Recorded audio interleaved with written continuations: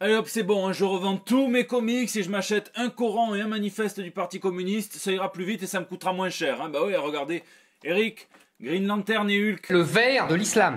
Les films Marvel, c'est sur fond vert qu'ils sont tournés, pas vers la Mecque. Le vert de l'islam. Voilà, Spider Jérusalem, il a un vert rouge et un vert vert. Proche des milieux islamo-gauchistes. Constantine, tiens, lui les verts, c'est ceux de Gin Tonic qu'il enchaîne. Les islamo-racailles. Superman, Sans frontiéristes. John et Martha Kent. C'est des immigrationnistes. Les Schtroumpfs, Eric, les Schtroumpfs. Blanc bonnet, bonnet blanc. Supergirl. Jupéisé. Ah, ça c'est pas faux. Hein. Bon, Batman alors. L'homme de gauche qui promet d'être dur avec le crime et avec les causes du crime. La réponse à tout, hein, et Iceberg. PD et... Ah non, ça c'est une insulte ça par contre. Ah non, on va pas commencer. Hein. Vous savez, on a le droit de dire n'importe quelle bêtise. Ah oui, effectivement, si on prend les choses comme ça, alors je comprends mieux. Hein. Et finalement, je revends pas mes comics, mais je vais plutôt éteindre ma télé. Ici votre fidèle commis des comics, vous êtes dans l'émission qui fait le tour de l'actu de l'industrie du comic book et de tous ses dérivés, hein, c'est le 251e JT Comics. Si vous vous demandiez quel était le meilleur super-héros, tout de suite la réponse en chanson. Batman. Et sans plus attendre, on passe aux news de la semaine. Rôti. Ah, j'adore cette news, hein. C'est la plus insolite de la semaine. Moi, mon type d'humour préféré, c'est le roasting. Ça veut dire passer sur le grill, rôtir. Hein. Ça repose beaucoup sur l'improvisation d'un comédien qui dialogue avec le public, qui est prévenu et qui les vanne dans tous les sens. En France, le mieux placé sur ce créneau, c'est Kairon, qui fait ça très bien, mais comparé aux maîtres américains du genre, ça reste un bébé. Hein. Et si vous n'êtes pas choqué par ce type d'humour, je vous conseille l'excellent Jeff Ross ou alors encore Andrew Schultz. Là, le comédien s'appelle Kyle Rell. Hein. Il fait son petit tour du public quand il choisit sa victime, hein, un certain Zach qui semble ennuyé de donner son prénom. I was like, what's your name? He goes, Zach. Every time I meet a stranger, they always ask the same fucking question. How many times do I have to answer this? Oh, we're going to a crowd work show? That sounds like fun. No one better fucking ask me your name. And what do you do for a living, Zach? I'm a movie director. What? Oh, I just blew it. Oh, no. What kind of movies do you direct? Alright, now you're lying. What Zach movie directors have you ever heard of? Zack Snyder? That's me. What? Évidemment, il est bien emmerdé, hein, mais contrairement à un malfrat de Gotham City, quand il tombe du deuxième étage, un bon humoriste, lui, rebondit, et c'est ce qu'il fait. I could be Robin, right? Right, Zach? Zach? We need a Robin franchise, bud. Et pour ceux qui se demanderaient légitimement hein, où se situe la limite entre le roasting et la méchanceté gratuite, eh bien, on a un exemple cette semaine, hein, plus de méchanceté d'ailleurs, hein, qui nous est donné par Ray Fisher, l'acteur qui incarne Cyborg dans Justice League, qui...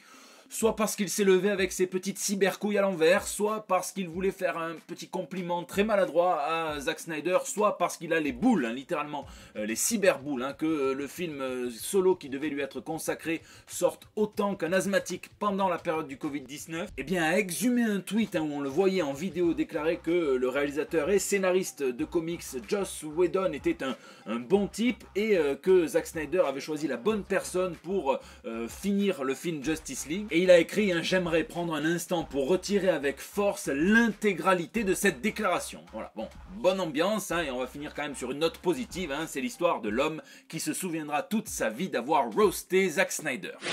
Vulgaire. Les fans de Big Bang Theory la connaissent, hein, Mayim Bialik est l'actrice qui incarne Amy Fowler dans la série, mais elle est aussi neuroscientifique, elle verse dans la vulgarisation, c'est-à-dire l'explication, la démocratisation de la science pour tout le monde, avec des termes plutôt simples pour comprendre des phénomènes compliqués, un petit peu comme mon pote Christophe Rodeau, hein, ce qu'il fait avec son podcast La tête dans le cerveau. Et bien Mayim Bialik s'est chargé de réunir une équipe d'artistes chez DC pour créer un comics dans lequel Flash nous expliquerait des grands principes scientifiques de base en partant de phénomènes naturels du monde qui nous entoure, hein, ça part de la fonte des glaces et ça va jusqu'au matériel utilisé par la police scientifique. Hein. J'espère qu'elle va nous expliquer le fameux théorème dit du semi-Levinsky, hein. Comment Batman arrive à disparaître en un clin d'œil du commissaire Gordon. Eh bien c'est tout simplement qu'il s'est baissé, qu'il est caché sous le bureau et qu'il attend que le commissaire aille chercher un donut pour s'en aller.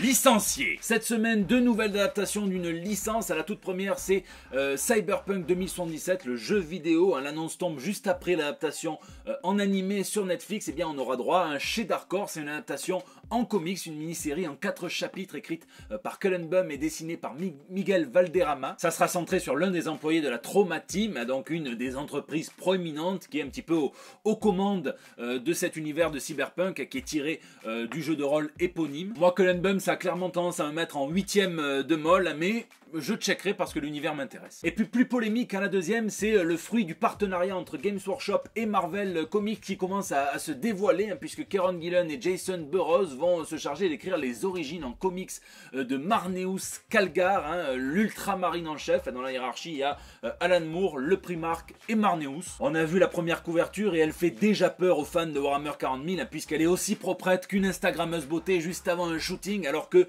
Marneus Calgar, c'est le genre à être persuadé de la valeur nutritive des canines et des incisives de ses ennemis, à tel point qu'il leur offre personnellement de quoi grignoter à chaque bataille. D'ailleurs, il y a un artiste, je pense que c'est Ivkovic Vukasin, mais qui a retouché la colorisation de la couverture, sur laquelle Jason Burroughs n'a pas son mot à dire, il l'a dit. Il arrive à rendre l'aspect plus sombre auquel nous sommes habitués sur les illustrations Warhammer 40 000 officielles, et je vous laisse me dire ce que vous pensez de tout ça dans les commentaires.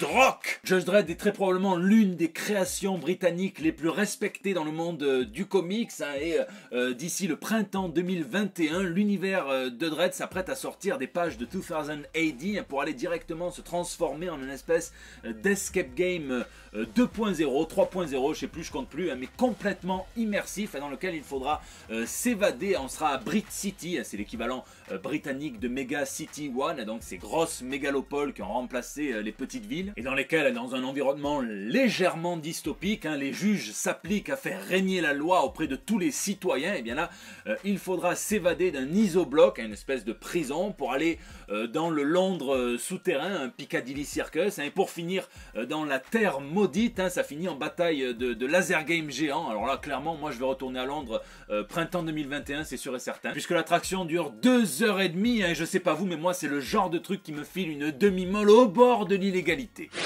Harley au carré, Harley Quinn au carré, mais comme elle est tordue, évidemment ça fait un losange, et une semaine qui plaira aux motards et aux monarchistes, puisque Harley Quinn cimente son statut de personnage phare de l'univers DC. Elle le prouve à l'occasion de deux news. La première, c'est la création d'une toute nouvelle collection sur le Black Label de chez DC, une collection qui sera digitale exclusivement dans un premier temps. Ça vient parodier l'excellente collection Batman Black and White, dans laquelle plusieurs créateurs, généralement c'est de haut talent, viennent se succéder pour raconter des histoires courtes dans l'univers de la chauve-souris. Et bien là, c'est une collection qui s'appelle Harley Quinn Black plus White plus Red. Cherchez pas, ça fait une espèce de rose foncé tout chelou, j'ai testé. Et le talent sera au rendez-vous, puisqu'il y aura le papa, Paul Dini, il y aura Amanda Conner, Jimmy Palmiotti, Mirka Andolfo, Saladin Ahmed, Riley Rosmo, Tim Seeley, Javier Rodriguez, Chad Hardin, Juan Ferreira, Eric Anderson, Daniel Kibble-Smith, Danny ou encore Joe Quiñones, et c'est Stjepan Sievic qui va inaugurer la collection avec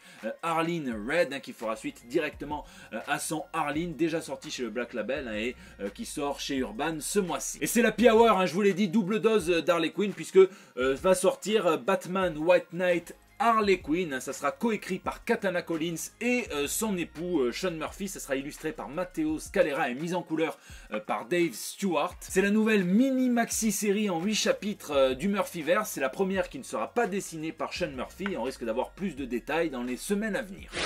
Tortue et Petit Gars. On a eu droit aux 3 premières minutes de la saison 2 de l'excellente série The Boys, qui débarquera le 4 septembre 2020 sur Amazon Prime. C'est adapté de l'excellent comics par Garth Ennis, par Derek Robertson et par Russ Brown. Très clairement, ils continuent sur leur lignée de gore et de politiquement incorrect. On sent qu'on va pouvoir apprendre des expressions populaires avec la série, un petit peu comme ouvrir sa gueule ici. Puis ce qui est bien, c'est que l'intrigue va se densifier et on peut voir l'excellent Giancarlo Esposito assumer pleinement son rôle de patron de Vote Corporation, et nous on l'aime bien quand lui il joue les boss, et on entend même parler de la petite drogue bleue, mais là cette fois c'est le Compound V qui va devenir un des enjeux majeurs de la saison 2 très probablement. Attendez-vous évidemment à une review de la saison 2 sur la chaîne à ce moment-là, et si vous aimez The Boys, et bien sachez qu'on va en parler vendredi 18h sur la page Facebook en direct de l'application Bubble avec Thomas Mourier, et la nouvelle vient de tomber, les mêmes à qui l'on doit l'adaptation sur petit écran de The Boys ou encore de Preacher, cette Strogen et Evan Goldberg vont se charger du reboot des Tortues Ninja, qui sera tourné entièrement en images de synthèse, et Nickelodeon compte bien sur l'humour et le sens de l'action des deux producteurs, acteurs, scénaristes, fumeurs de bœufs bien vertes islamiques, pour révolutionner la franchise, une franchise qui commençait à tourner en rond sur sa carapace, une franchise pour laquelle l'éditeur français Sullivan Rouault pour iComics rappelait cette semaine à peine à quel point c'est un petit rendez-vous manqué avec le public et craignait pour son avenir, pour plusieurs raisons. Peut-être parce que dans l'esprit de certains, les tortues sont associées définitivement avec quelque chose de puéril, alors que c'est une série de super-héros tout à fait classique. Peut-être aussi, et ça il en discute tout à fait ouvertement sur Twitter, c'est pas le genre à avoir une langue de bois, pour des raisons de choix éditoriaux, puisqu'on commence avec le tome 1 juste avant le reboot, le relaunch de IDW, ça c'est dans le tome 2, mais on commence pas au début de ce relaunch, mais un point de départ tout à fait cohérent. Mais le début est quand même sorti dans un tome 0, donc peut-être que les gens sont un petit peu perdus. Quoi qu'il en soit, si vous commencez à partir du tome 2, vous pouvez dérouler tous les tomes. Moi je suis un petit peu en retard, je suis au tome 4 qui s'appelle Northampton, Alan Moore. C'est de la bombe, mais vous êtes nombreux à me dire que c'est comme le bon vin, les tortues, ça se bonifie et qu'au plus on passe les numéros, au mieux c'est. Enfin bref, si vous voulez lire la série, c'est maintenant ou jamais, puisqu'après les tirages risquent de se réduire et vous risquez d'être à la merci des mauvais Splinter spéculateurs. L'ami Joe. Le temps passe et nous enlève de sacrés artistes, et c'est l'excellent Joe Sinnott qui est parti à l'âge de 93 ans. Il est emblématique chez Marvel, c'était un encreur, mais un dessinateur également, puisqu'on a tendance à penser quand on entend encreur que c'est simplement le type qui vient repasser sur les lignes de crayon à papier du dessinateur, alors que pas du tout. L'encreur donne un rendu et une âme propre à chaque dessin, c'est comme dans les cocktails, ou dans la mixologie, un BD graphic novel. C'est une question d'alchimie, et Joe Sinnott était par exemple connu pour arrondir les traits de Jack Kirby, et on pouvait dire d'un coup d'œil si c'était Sinnott qui ancrait Kirby ou quelqu'un d'autre, et je n'ai pas retrouvé malheureusement la citation exacte, mais je me souviens d'avoir lu dans un magazine qu'il disait que avec Jack ça va, l'ancrage roulait tout seul, mais avec des petits jeunes comme Bill Sienkiewicz, qui est maintenant une superstar du comics game, eh bien il faut parfois retoucher un petit peu l'anatomie, donc c'est plus long. Adieu Joe. Lisez, cette semaine je n'ai pas parlé encore des scandales qui ont agité l'industrie du comic book, c'est tout simplement les répliques de la grosse révélation de la semaine dernière. Je considère que je m'y suis assez attardé dessus la semaine dernière, j'ai dit ce que j'avais à dire. L'industrie du comics doit être une industrie dans laquelle tout le monde doit pouvoir travailler en paix, mais je n'ignore pas les comportements non réfutés par les intéressés de Scott Lobdell, de Mike Cole et de Scott Ali, l'éditeur de Hellboy. Donc Mike Mignola est un petit peu éclaboussé aussi par ces tâches de merde. Mais sinon ce qui devait arriver arriva, j'avais trop envie, j'ai relu le Hellblazer de Jamie Delano, je sais que le tome 2 de ses aventures, c'est le tout premier dans l'ordre chronologique des Hellblazer, celui qui a inauguré le titre, le tome 2 est sorti chez Urban ce mois-ci. C'est excellent, si j'étais taquin je dirais même que c'est magique. Je n'oublie pas évidemment le House of X Powers of 10, ça c'est pour la prochaine vidéo de décryptage qui sortira le 19 juillet, je la prépare. Puis je m'apprête à aller faire ma petite moisson de titres du FCBD, le Free Comic Book Day, qui sera un petit peu particulier cette année vu les conditions sanitaires. En tout cas, moi c'est le titre Carbone et Silicium de Mathieu Bablé, ça a l'air d'être son dernier carton, qui m'attire énormément. N'hésitez pas à me dire ce que vous avez lu ou geeké cette semaine dans les commentaires, puisque c'est la fin de ce JT. Je vous remercie de l'avoir suivi. Merci à tous ceux qui m'aident en mettant des pouces bleus, en partageant sur Facebook, en tweetant, en retweetant, en venant sur Discord. Ça se passe aussi sur Instagram, et d'ailleurs je vous invite à réagir dans les commentaires sur YouTube où je réponds à chacun d'entre vous sur l'ensemble de ces réseaux sociaux. C'est là que vous me laissez aussi vos petits messages pour El Bando del Pueblo. Merci à tous les artistes qui soudainement entraînés par l'excellent Sullivan Cartoon veulent mettre des dessins dans le bandeau. Merci aussi à Alric qui me propose de faire des mini scénarios en trois cases d'affrontement de super-héros. Je vous fais des bisous, je vous donne rendez-vous vendredi sur le Facebook de Bubble en live, et sinon la semaine prochaine pour des nouvelles toutes fraîches. Vous voulez savoir le vrai secret des Tortues Ninja? C'est pas qu'elles sont vertes, mais ça parle quand même Dieu, puisque elles n'en ont pas sous leur bandeau, et je crois qu'une fois que vous avez vu ça, vous ne pouvez plus ne plus le voir.